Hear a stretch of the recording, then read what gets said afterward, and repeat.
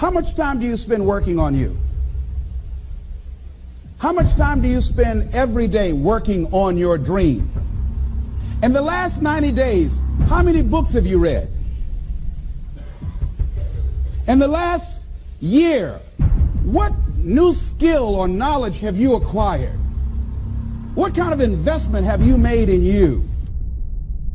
Keep your agreements. Keep your agreements that you make. And establish a network of people who will also do that. You gotta have an insatiable appetite for success, all right, for knowledge. You gotta want it as bad as you wanna breathe. You gotta believe.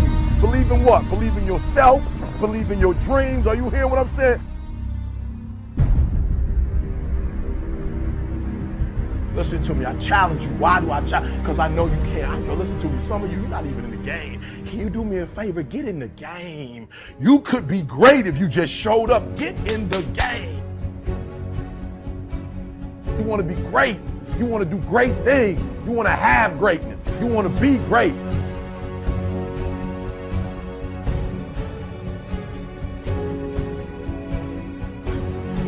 I've often said a man's character is not judged after he celebrates a victory, but by what he does when his back is against the wall. So no matter how great the setback, how severe the failure, you never give up. You never give up.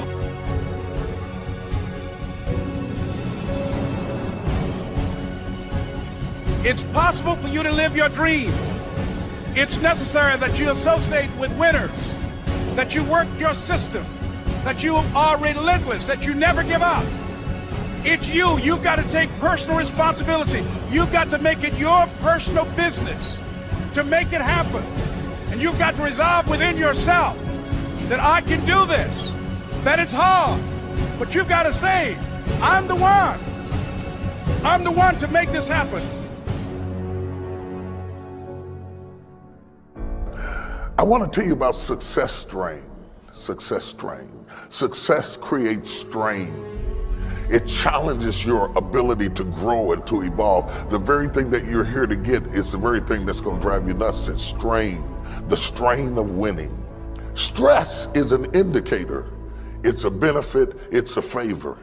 It lets you know you're at your limits. It does not mean that you cannot do it, but it does mean you have to change something. Anytime there is stress, you have to change structure or strategy. Whenever I am stressed out, it is an indication that I don't have the strategy or the structure for where I'm at, and that stress is a warning bell that you need to reboot, recalibrate, and either change your structure or your strategy for what's about to happen in your life. That just as soon as you have it down in a nice, neat little box of how you think it's going to go, and that when I walk down here, this is what is going to happen, by the time you get there, it will never be what you expected it to be. So you got to get used to being a little disappointed. You got to get used to being a little bit shocked. You got to get used to walking into situations and being flexible and adjustable. Because if you are not flexible, you cannot survive. Because success can be just as daunting as failure is. Dude, how do you people know what day it is? You're not busy enough. You need to be so freaking busy that you don't know what time it is. You don't know if it's before lunch, before dinner, after dinner. Come on, you've had those productive days. Remember the day when you were so productive, you literally worked through lunch and dinner, and you looked up at 7 o'clock, you should have been home an hour ago, and you're like, dude, I hadn't had lunch or dinner. You know why? Because that day you were eating the marketplace. You were consuming the marketplace because you were active, productive, hitting it, slamming, creative, and completely committed. Look, that's where you need to be today. If you don't like your financial position in life, you need to get so busy, okay, so consumed, so obsessed with activity. Outstanding, magnificent, unstoppable, extraordinary, not excellent. It's a different level. It's a level where you are not one of the best, You are the best. And you know what's amazing? You only have to be 2 millimeters more than everybody else and you get everything. You get the joy, the laughter, the fun, the family, the passion, the economics, the freedom, the spirit. It's all there. What Jerry Maguire called the quad, baby. All of it. And it's just 2 millimeters above, and most excellent people give up because they're exhausted. And there's some people who go, the harder I hit it, the more I hit it, sooner or later it's going down. I'm not stopping. And when you do that enough, it pops open. That's a problem. And it would be good if you could fix it, but you haven't got a clue about how to fix that. You just walk around that and go find something that you could fix, because if you muck about in that, not only is it unlikely that you'll help that person, it's very likely that you'll get hurt yourself. So, just because while you're experiencing things announce themselves as in need of repair, doesn't mean that it's you right then and there that should repair them. You have to have some humility. He put it very well. He said, when you change the way you look at something, what you look at will change. Change your perception. Do you know the reason most people don't make decisions? Because they can't see how they're going to get there. So what do? They keep doing things that they can see how they're going to get there. And that's why their life never really changes. If you don't own something, you're not the boss. You have to take full responsibility for everything that you do. Why be subservient? You must be the master of your own kingdom. I've always said, people are designed for success, but something called life comes along and programs and conditions them for failure. The world starts wearing those dreams down, and they start just existing. They give up on their dreams and they start just accepting it. Well, that's not the way it's supposed to be.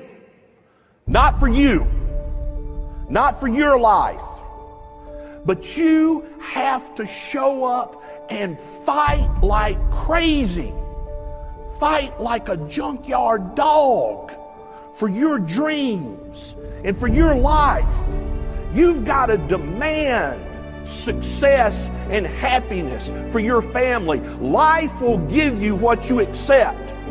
If you're setting and writing down goals for yourself, you're already in front of 95% of the population. But if you want to get in front of 99% of the population, before you even ask yourself how you're going to go about achieving your goals, you need to ask yourself why. Why do you want this? Now, a good why might be, oh, I want to be rich. And why? Well, because then I'll have a lot of money. A good why might be, well, I wanted to get into shape. And why? Well, because I want to be attracted to the opposite sex. Hey, work to your potential, not your quota. If you want to stay really motivated, if you want to answer the question to why people that have already made it keep pushing, it is because they don't operate on quotas, they operate off potential. They're driven to reach their potential. This is also tied to their ethical obligation. They know what they're capable of. The most powerful man in the world has 24 hours in a day to get what he or she needs done. The richest man in the world has 3,600 minutes in one day to earn his money. The most educated man in the world has 168 hours a week to learn. The greatest athlete in the world has 365 days in a year to train. How much time do you have? See, whatever you're doing, however you spend your time, that tells you who you are. So think about what it is you like to create in your life experience. Once I look at how you commit your time, once I do an evaluation on how you spend your time, I can tell you exactly what you're committed to. How much time do you spend working on you? How much time do you spend every day working on your dream? In the last 90 days, how many books have you read? In the last year, what new skill or knowledge have you acquired? What kind of investment have you made in you? A lot of people, as soon as they punch out, they rush home to sit on the couch. They rush home to do nothing. They rush home just to sit there and figure out, okay, I'm going to go to sleep, do it all tomorrow.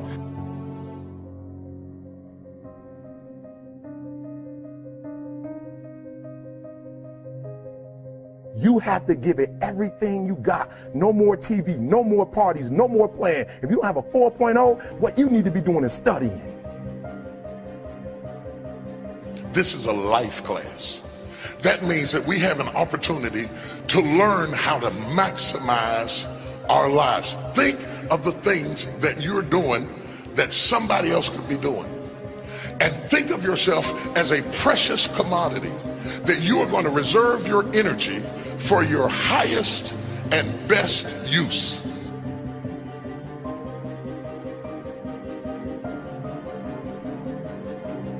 All the successful people had the exact same amount of time that you have each day. So what did they do that you may not be doing?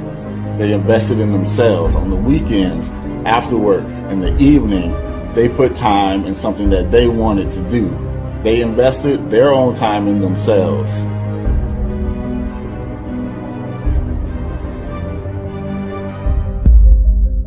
We are busier than any other generation we have seen in the last 300 to 400 years. We are just as busy as we can be, and we think because we're busy, we're effective. But I want you to challenge your schedule for a minute and ask yourself, are you really being effective, or is your life cluttered with all kinds of stuff that demands you and drains you and taxes you and stops you from being your highest and best self? And are you substituting busyness and all the chaos that goes along with busyness from being effective?